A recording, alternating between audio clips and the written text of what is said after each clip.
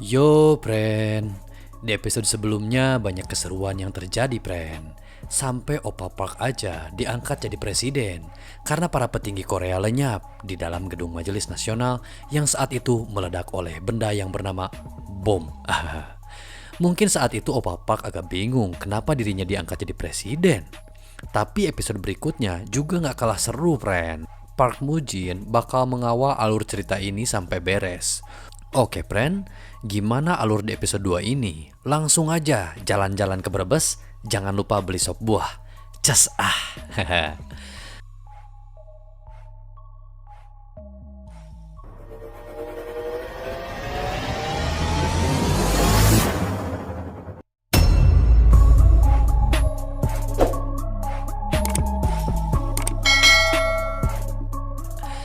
Awal dari episode 2 ini dimulai dari opa-opa yang berpakaian seperti damkar dan berpakaian hijau plus rompi juga alatnya yang kayak penyedot debu itu.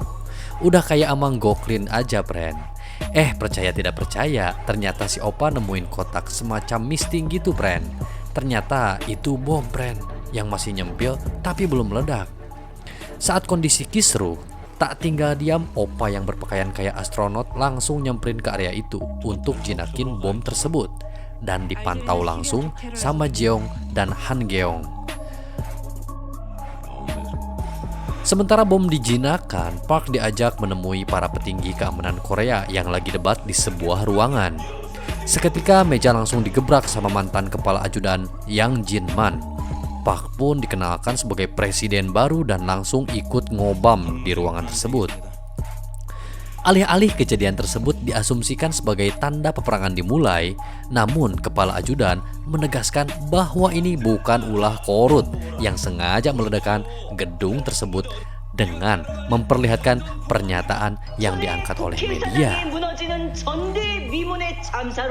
공식 입장을 내놨습니다. 우린 지금 결정을 할 때입니다. 주석권부터 요격을 하든 북미 수교를 앞두고 있어요. 북한 정상국가로 인정받는. Di tengah panasnya perdebatan, presiden baru itu tiba-tiba pergi ke toilet. Dan akhirnya, bom! Doi muntah, Pren, karena tak tahan mendengar perdebatan panas tersebut. Tak dinyana, ternyata ada opa-opa yang sedang boker, Pren, dan berkata seakan sarkas kepada Park Mujin, menganggap bahwa Park adalah orang yang beruntung menjadi presiden karena selamat dari serangan yang terjadi di gedung Majelis Nasional.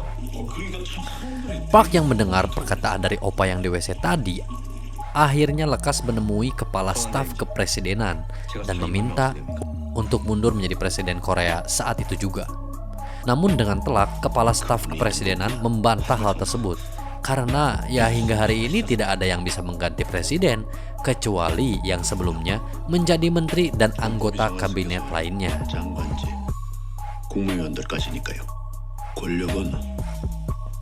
Pren, kita ganti dulu scene-nya ya. Ke ruangan ketahanan nasional. Ada tanda-tanda yang memperlihatkan masuknya kapal perusak pertahanan masuk ke perairan Korea tanpa izin terlebih dahulu. Opa yang pakai baju militer itu langsung menyimpulkan bahwa Jepang sudah menganggap perang di depan mata.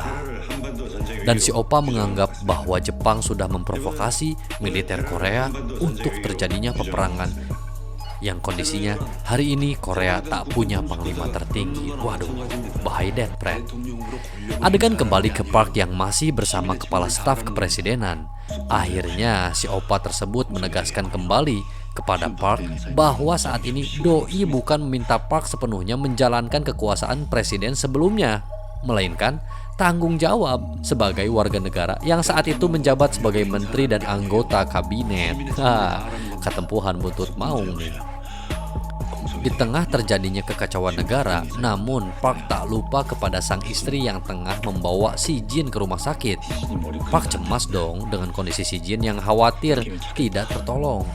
Akan tetapi percakapan yang terjadi di telepon itu, sang istri mencoba menenangkan Park untuk tetap fokus ke tugas yang hari ini sedang diemban. Tak banyak bicara lain, sang istrinya pun bersyukur dirinya bisa membersamai Park hingga saat ini. Sadis, Pren. Tot tweet anget yau. Oke, Pren. Scene berpindah lagi nih ke perbincangan antara militer Amerika, kepala staf kepresidenan Korsel, dan jajarannya sama duta besar dari Jepang yang dikirim ke Korea karena Jepang sudah mengirim kapal perusak Aegis tanpa sepengetahuan dan izin dari pihak Korsel. Perbincangan tersebut kembali membicarakan bagaimana ternyata Korea Utara masih meninggalkan kapal selam jenis Romeo di perairan timur Korsel. Kapal tersebut merupakan kapal yang bisa membawa nuklir, friend. Dari situlah militer AS dan kapal Aegis Jepang dikirim ke perairan timur Korsel untuk menjadi bagian dari sekutu Korsel. Dan alhasil, militer AS meminta Panglima Tertinggi Korsel untuk mengumumkan DEFCON 2 karena baginya Korut sudah memicu adanya peperangan. It is an obvious provocation of war across the entire Korean Peninsula. Berlanjut ke percakapan opa-opa staf kepresidenan yang mencoba menganalisis maksud dari militer AS untuk mengambil keputusan DEFCON 2. Karena pada sejarahnya DEFCON hanya dilakukan 2 kali oleh Korea. Oke, friend, acara ngobam para petinggi Korea terjadi di ruangan Dewan Ketahanan Nasional, Wantanas lah gitu ya. Beberapa asumsi dilontarkan oleh petinggi militer Korsel yang terlihat kesal sekali. 시간상 이미 진해 해군 본부 앞에 와 있을지도 모릅니다. 잠수함 Namun, Kepala Staf Kepresidenan H coba memberikan saran bahwa jangan mudah untuk menarik kesimpulan, dan akhirnya ngobam berakhir dengan petinggi militer Korsel yang meminta Park untuk mengumumkan DEFCON 2. Scene berganti ke ruangan Kepala Staf Kepresidenan yang di dalamnya masih berbincang seputar adanya serangan terhadap Korsel. Dengan asumsi DEFCON akan memicu peperangan besar dan kepemimpinan Korsel akan jatuh ke tangan militer dan intelijen. Dan ini pula, friend, yang dikhawatirkan ketiga opa tersebut, bahwa kedamaian semenanjung Korea akan hilang begitu saja. 지난 2년 동안 어떻게 한 번에 무너져요. Namun di sisi lain, Park sedang menganalisis bagaimana kapal selam itu bisa masuk ke perairan Korsel. 2월 24일 신포항을 출발해서 평균 속도 15노트를 Di adegan lain, Yun tampak mengunjungi rumah sakit para korban yang terkena ledakan. Dengan kondisi yang kacau, sedih, haru, panik, rame, rasanya kayak permainan nano gitu, friend. Yun berusaha mengambil simpati masyarakat melalui postingan pihaknya di medsos, friend. Seolah dirinya anggota dewan yang paling pertama menemui para korban. Lagi-lagi nih, friend ya. Ngobrol-ngobrol ini terjadi antara Yun dari pihak partai oposisi dan Han sebagai kepala staf kepresidenan. Yun meminta agar pemerintah Korsel mau berkoalisi, atau kalau kata pren-pren mah babarengan gitulah ya, untuk menyelesaikan kasus ini. Tapi sayangnya Han menolak hal tersebut. 우린 그 대통령께서 유고시라고는 하나 권한 대행이 있고 Kembali ke Park yang masih mencari kebenaran kapal selam, akhirnya menemukan sebuah clue yang membuat dirinya ingin membicarakan ke Han.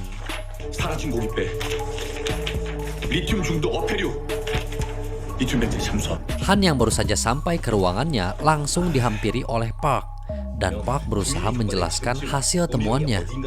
Tapi sayangnya, friend, hal itu ditolak mentah-mentah. Kayak kita mau jatuh cinta sama si Raisa yang udah jelas nggak akan mau sama kita kan, friend?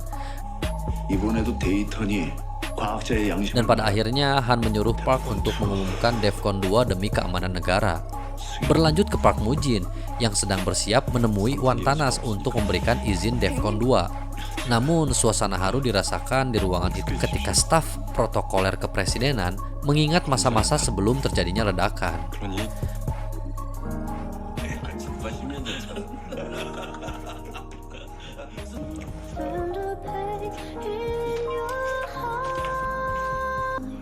우린 오늘 Adegan berganti tepat di gedung Majelis Nasional. Ada Hanna yang sedang menelepon temannya untuk mencari data-data terakhir sebelum terjadinya ledakan melalui jejaring internet. Namun tak lama, Kepala Satgas Terorisme mendatanginya dan berbincang tentang peledak yang diasumsikan buat Korea Utara. Hanna akhirnya menemukan asumsi baru bahwa peledak tersebut bukan dari Korut, melainkan pihak yang ingin mengadu domba Korut dan Korsel. 네가 한 말이다. 현장에서 발견된 폭탄 북한산이라고. 불발탄이었죠. 만약 누군가 우리가 북한을 의심하도록 일부러 설계한 거라면요. Berlanjut ke adegan ngobam antara Wantanas, militer AS dan PAK yang membicarakan DEFCON 2 bagaimana efek setelah diumumkannya. 그 다음엔 어떻게 된 겁니까? Suasana perdebatan yang panas berakhir ketika komandan militer AS meninggalkan ruangan Wantanas akibat PAK yang memberikan alasan kapal selam itu bukan disengaja oleh Korut. Dan komandan menganggap bahwa PAK menyepelekan persekutuan AS dan Korsel. Your actions are in direct defiance of the will of Washington. PAK yang diberikan waktu 10 menit saja untuk menerima konfirmasi dari Korut bahwa kapal selam itu benar hanyut, akhirnya tidak mendapat solusi. Namun di sisi lain, saat suasana memanas di ruangan Wantanas, Han berusaha mengkonfirmasi hal tersebut dengan menelpon pihak Korea Utara yang ternyata benar bahwa kapal selam itu 침몰했다는 게 사실이네요. Sesaat Han mau menyampaikan hal itu, dirinya pingsan, Pren. Mungkin karena lapar belum makan dari pagi, Pren.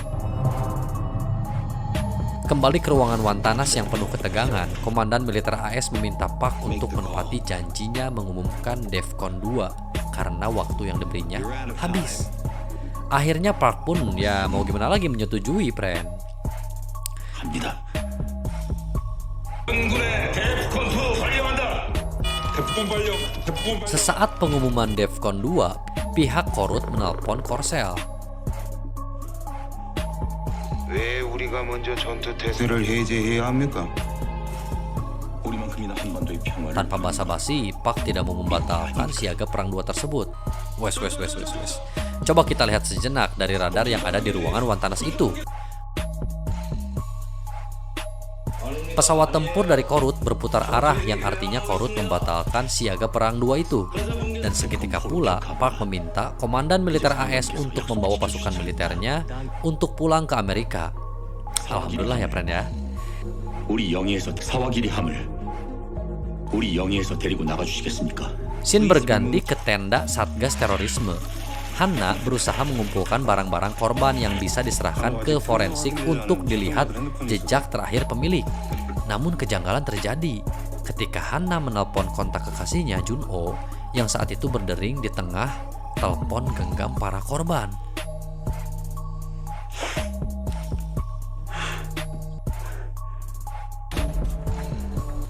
Menyadari adanya kejanggalan, Hanna seketika membawa telepon tersebut keluar, namun seketika juga telepon tersebut hilang setelah menabrak orang berpakaian loreng. Antik nih, menarik nih. Di sisi lain, pihak Korut yang berhasil menyelamatkan awak kapal memberikan ucapan bela sungkawa kepada Korsel atas kejadian meledaknya gedung Majelis Nasional. Tak hanya itu, kabar gembira datang dari sang istri yang memberikan kabar bahwa si Jin sudah sadarkan diri. Alhamdulillah 2. Dan cerita episode 2 berakhir di adegan PAK yang mengumumkan dirinya sebagai presiden 대통령 권한대 dalam konferensi. 박무진입니다. Oke, Pren. Buat Pren-Pren yang masih penasaran, terus pantengin aja channel ini. Sekian dari Pak Pres, wassalam.